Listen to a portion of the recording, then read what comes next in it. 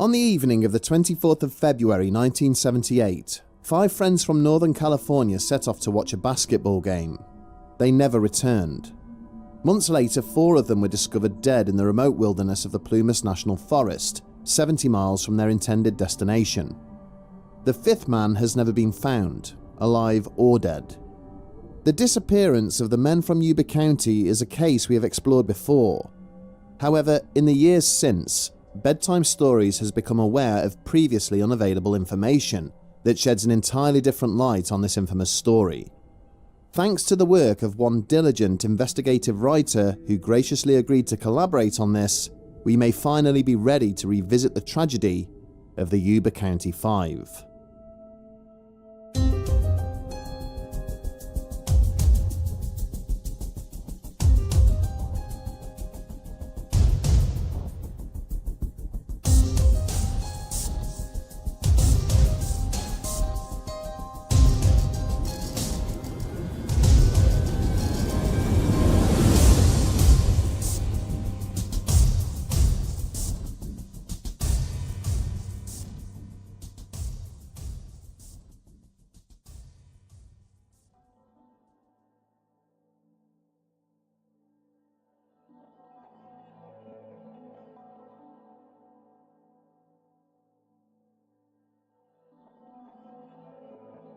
Before we begin, we must acknowledge the work of author Tony Wright. In early 2024, after years of research and first-hand interviews, Tony published Things Aren't Right: The Disappearance of the Yuba County 5. His book provides the foundation for this continuation, and Tony himself has very kindly wrote this episode. If you wish to explore the case in greater detail, you can find a link to Tony's book in the description. In investigating this case, Tony examined police files, testimony, and family memories to produce the most comprehensive account to date.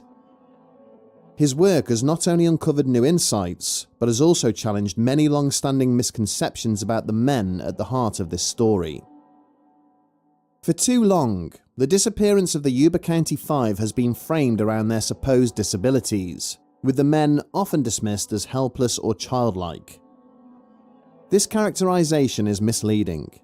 Each of them had strengths, routines, and personalities that their families knew well. They were socially awkward at times, but they were not the dimwits some commentators have since cruelly labelled them as. They were capable adults with fulfilling lives, whose routines and bonds of friendship mattered deeply to them. Understanding this is crucial. It reshapes how we view not only the men themselves, but also the assumptions that have shaded this case for decades.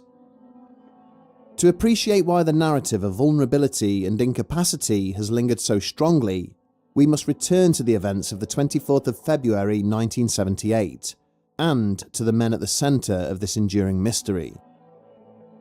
In the unlikely event that you have not heard this story before, we will provide a brief recap of what happened. However, we strongly recommend going back and listening to our original episode on the case for a fuller account. The 5 men at the heart of this case were Ted Weir, aged 32, Jack Hewitt, 24, Bill Sterling, 29, Jack Madruga, 30, and Gary Mathias, 25. All were connected through a non-profit program called Gateway Projects, which provided employment, coaching, and support for those living with developmental or psychiatric challenges. Many pointed to their involvement with Gateway as proof that these men were slow, or to use the terminology of the time, mentally retarded. This portrayal was deeply unfair. In modern terms, most of the group would likely have been recognised as being on the autism spectrum, with traits consistent with what we now call Asperger's. They were not unintelligent, nor incapable. The only one with a diagnosed psychiatric illness was Gary Mathias, who had schizophrenia. Yet even in his case, family members said he had been stable for 2 years thanks to treatment and medication. The 5 shared a strong bond through basketball.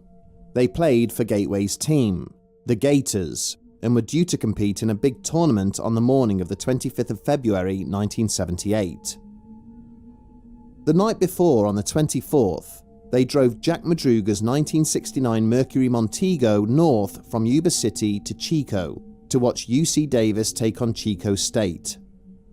The journey was about 50 miles, and they cheered enthusiastically as UC Davis secured the win. What happened on the drive home remains the central mystery. Instead of following the main route south, the men somehow ended up far off course. At some point near Oroville, the Montego left the highway and climbed several thousand feet into the Plumas National Forest.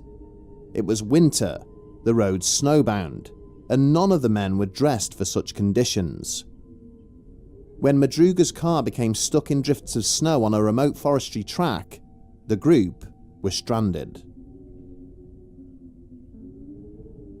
What followed is pieced together only from fragments. One man, Joseph Shones, later reported that on the same night, he too had become stuck in the snow just a short distance up the road. He claimed to have seen or heard people outside during the night, though his recollections changed with retelling. Beyond that, we can only infer. What is known is stark. The Montego was located not long after the search began, abandoned on a remote mountain road with a quarter tank of fuel, food, and maps still inside. But of the men themselves, there was no sign. It wasn't until June, many months later, that motorcyclists stumbled across a Forest Service trailer 15 miles from the car. Inside was Ted Weir. He had succumbed to the cold and starvation after weeks of survival, losing nearly 80 pounds in body weight. Tragically, survival rations and heat sources, which might otherwise have saved his life, had been left unused in the trailer. Over the following days, the skeletal remains of Sterling, Madruga and Hewitt were located in the woods nearby. Only Gary Mathias was never recovered. His shoes were found in the trailer, but no trace of his body has ever been located. Decades later, the questions are as haunting as ever.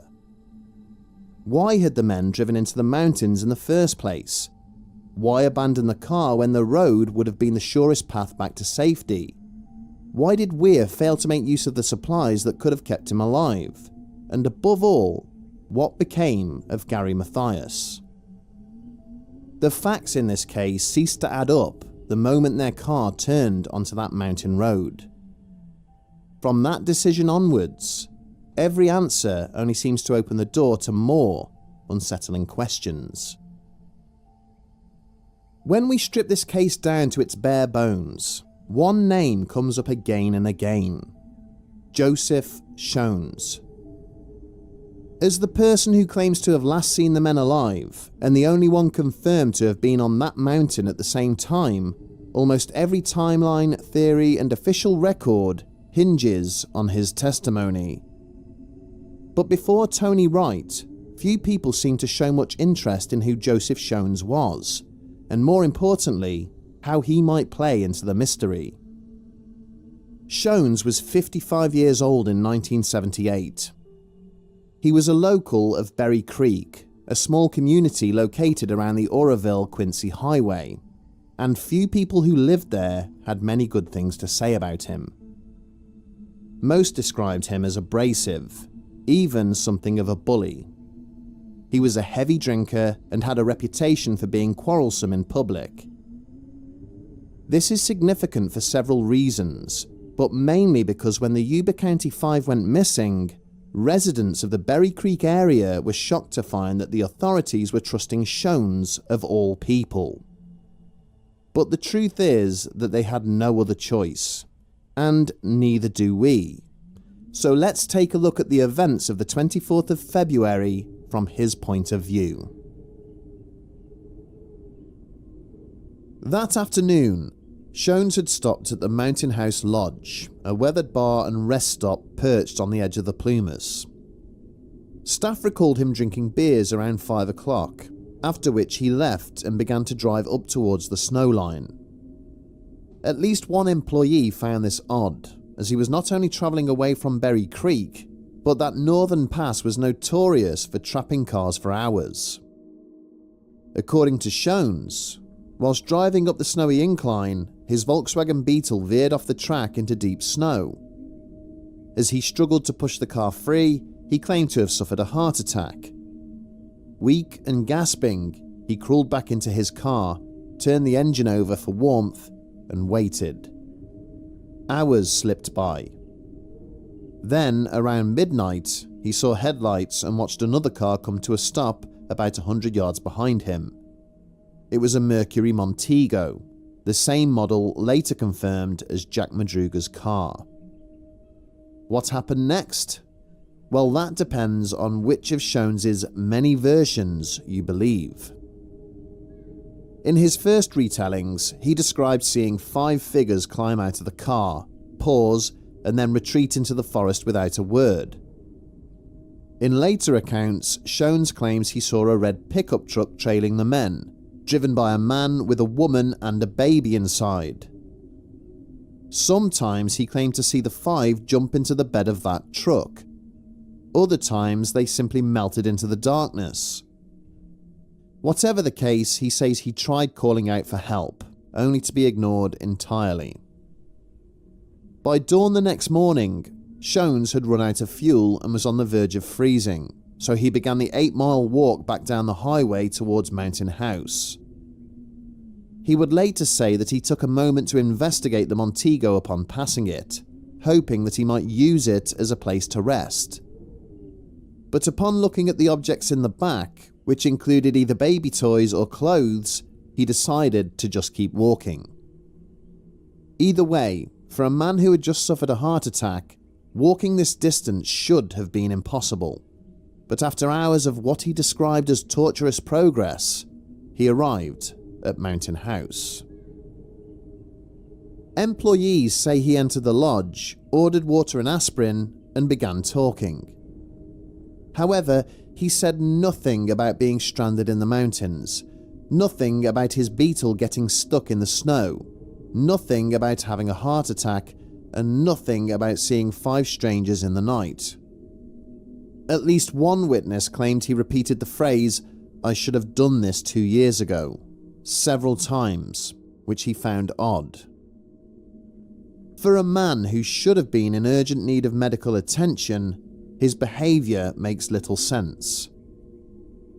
After a few minutes, a couple at the bar offered him a lift home to Berry Creek.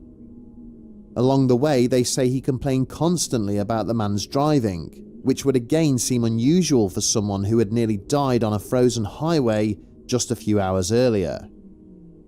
Back home, Shones told his wife, Cindy, about his ordeal. Though we can't verify what he said, we know that instead of rushing him to the hospital, Cindy focused on recovering his Beetle. With a local man's help, she returned to the mountains where they found Joseph's car. As he had claimed, the battery was dead and the fuel tank was empty, but more importantly, they saw another vehicle abandoned nearby, the Mercury Montego. It wasn't until the following day that Joseph was taken to the hospital. But here, we once again run into verification problems, namely the fact that the medical records of his stay seem to have disappeared. Cindy would also claim that he was inconsolable and unable to talk about what had happened the night before without breaking down. Once more, this seems to run contrary to his behaviour in the bar the previous morning, where he appeared completely unshaken. It was only in the ensuing weeks that Shones inserted himself into the narrative surrounding the missing men. He gave interviews to law enforcement, newspapers, and even the worried families. However, it seemed that this story changed depending on the day and with whom he was talking. Sometimes he mentioned drinking only a beer or 2, other times 6 or more. Sometimes there was a truck with a man, woman, and baby, and sometimes there wasn't. To police, he hinted that the men may have been abducted.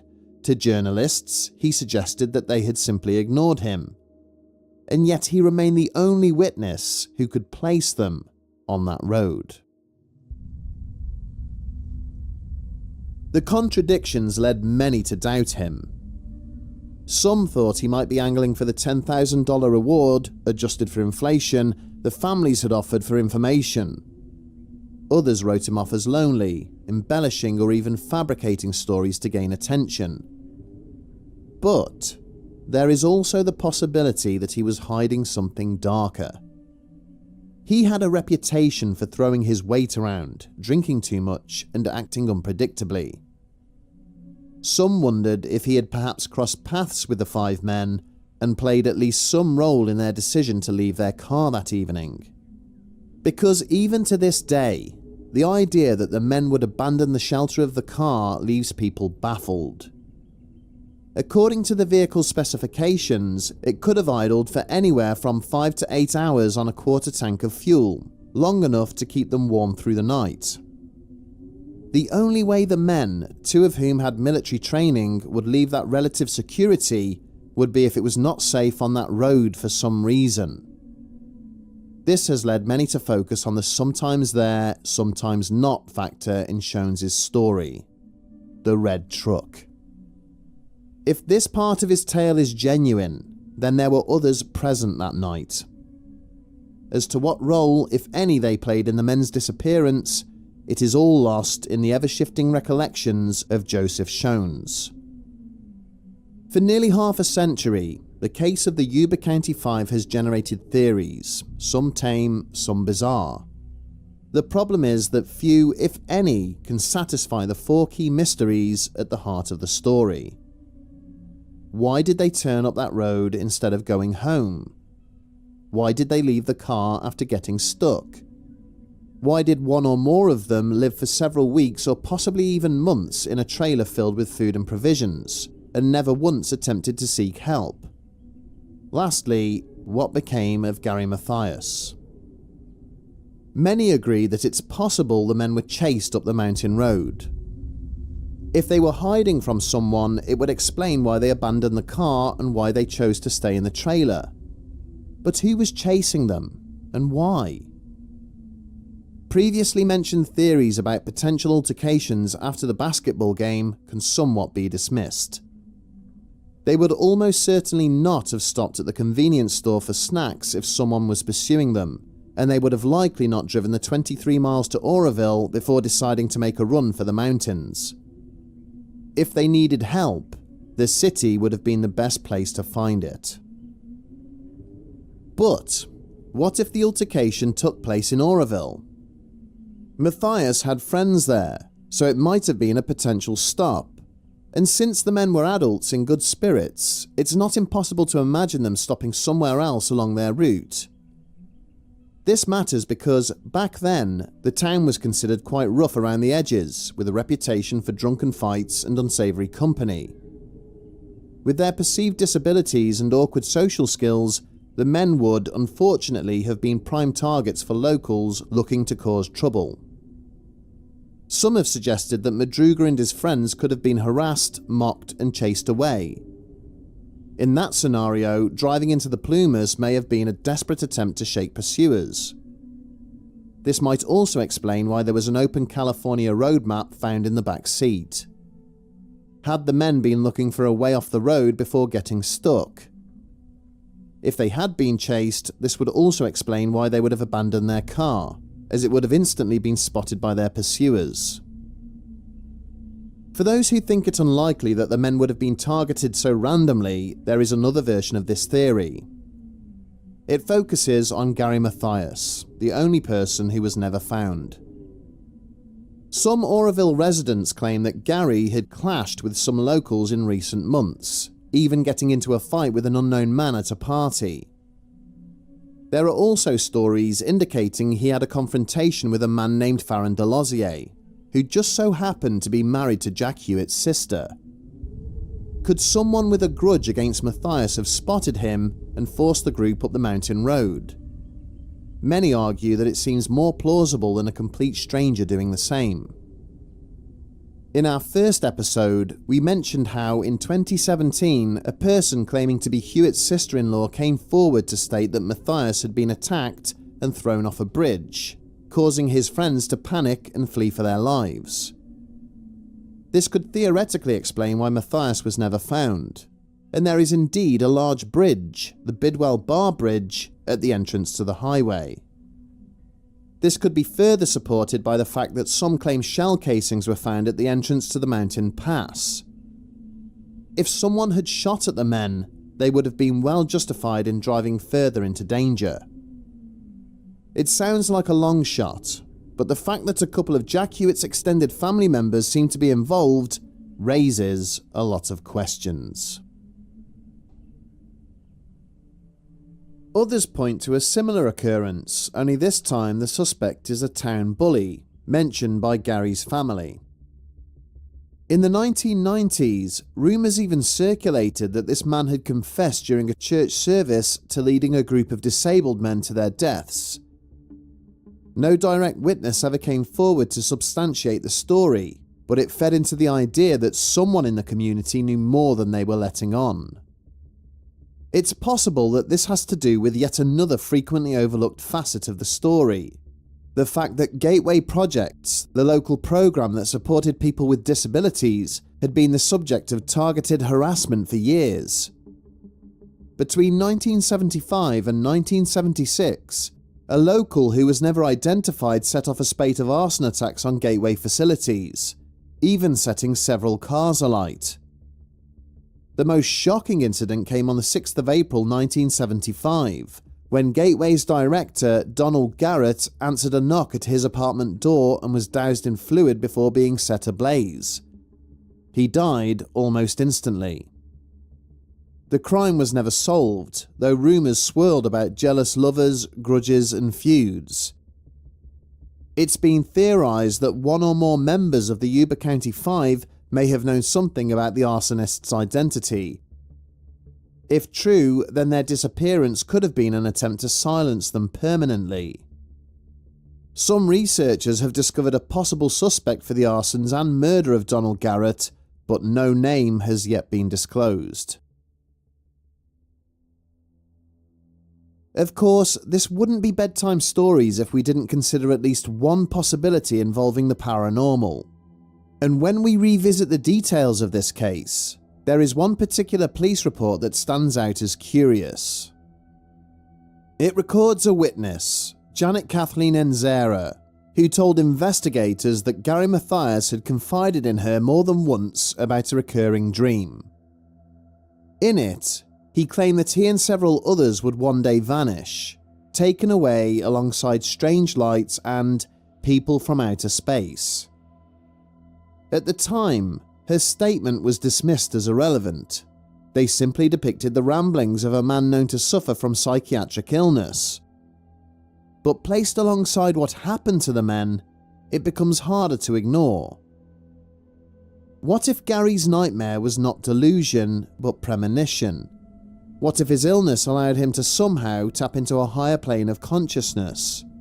And what if, on the night of the 24th of February 1978, something far stranger really did occur on that lonely mountain road? There have been many accounts both in America and elsewhere of vehicles pursued by unidentified flying objects. Drivers report being followed for miles by glowing lights in the sky, sometimes experiencing engine trouble, strange interference, or overwhelming dread. The Oroville-Quincy Highway, which the men travelled that night, would have been almost deserted at that hour. Outside of the town limits, there were no streetlights, no traffic, and no houses for long stretches, only blackness on either side of the road. In such an isolated setting, an encounter with something unusual could have been terrifying. If a light or object descended upon the car, it might explain why the men suddenly left the main highway and drove up into the Sierra foothills. Turning onto a remote Forest Service road, rarely used by the public, may have been a desperate attempt to escape whatever was following them. The men might have witnessed something extraordinary, something so disturbing that it sent them scattering into the forest. If Gary Mathias had indeed been taken in full view of his friends, the panic that followed could explain why they fled blindly into the freezing wilderness. Their decision to leave the road and the car might not have been a rational choice at all, but a reaction to sheer terror. It is, of course, a far-fetched idea, and most would say an unlikely one. The more plausible explanation is that some very human element, whether foul play, misdirection, or tragic confusion, forced the men off the highway that night and up into the mountains, where events spiraled beyond their control. Which brings us back to Joseph Shones. Many agree that his story is too rife with inconsistencies to be worthwhile. The most interesting part of his tale is not seeing the men, but the possible existence of a red pickup truck on the mountain that night. Was it the pursuers, or were they some locals who attempted to help the stranded men? If it was the latter, and the men did climb into the truck bed, why didn't whoever was driving the truck also help Shones? And how did Weir, if ostensibly rescued, come to spend weeks or even months at a Forest Service trailer? One of the most curious aspects relating to the red truck is Shones' statement that he saw either baby clothes or baby toys in Madruga's car on the morning he headed back down to the lodge.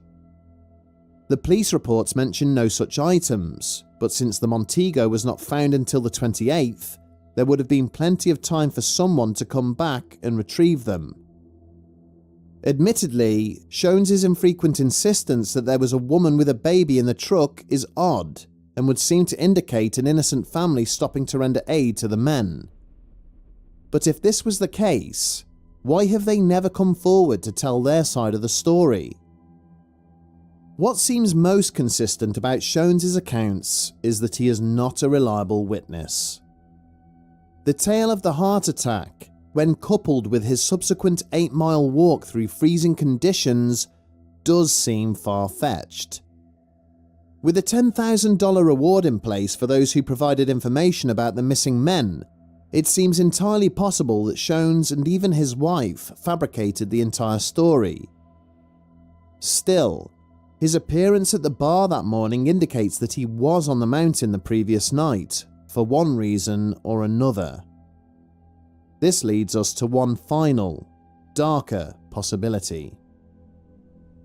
To consider it properly, we need to reiterate just how isolated the road was where the Mercury Montego was discovered. Today it carries a layer of asphalt, complete with road markings, and is relatively easy to travel. But in 1978, it was little more than a narrow Forest Service track, rough, remote, and seldom used by the public.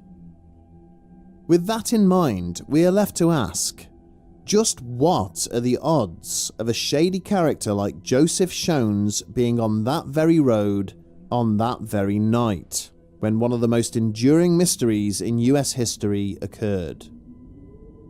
Thieves often use staged distress like broken down cars in order to take advantage of unsuspecting victims. Perhaps Shones had agreed to partake in such a ruse, pretending to have car trouble whilst waiting for someone to come by and render aid. Maybe the people in the red truck flagged the men down near Oroville, claiming that their friend or family member had gotten stuck on the mountain road and needed 5 strong men to help push their car out. A child in the car would certainly be disarming and give the impression of safety. When they arrived at the Volkswagen Beetle, Shones, the people in the truck, or all of them, could have robbed the men at gunpoint. But what if something went wrong?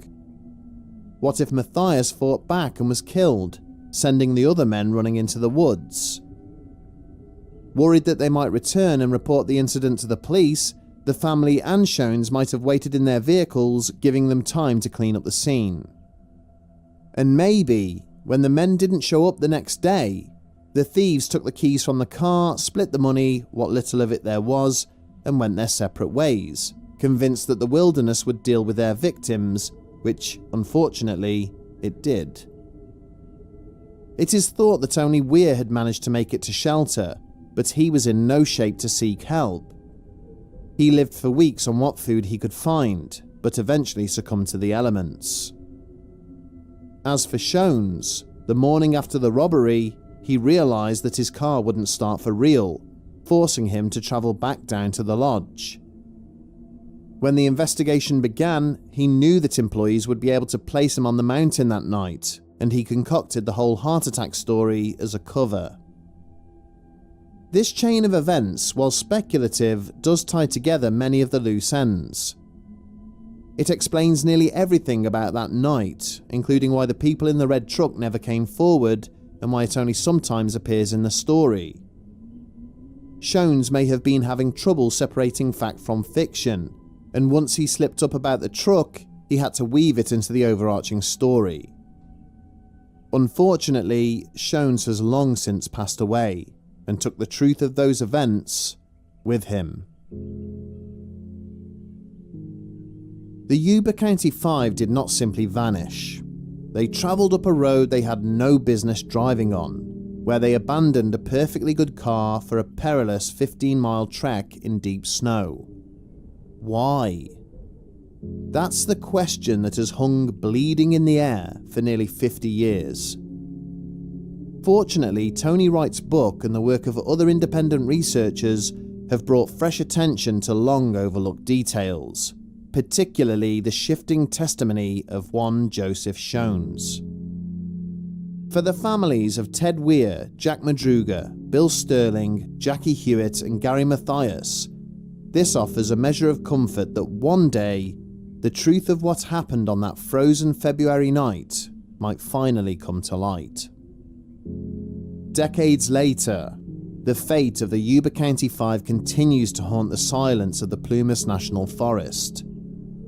The tragedy lies not only in their loss, but in the unanswered questions that still surround their final journey.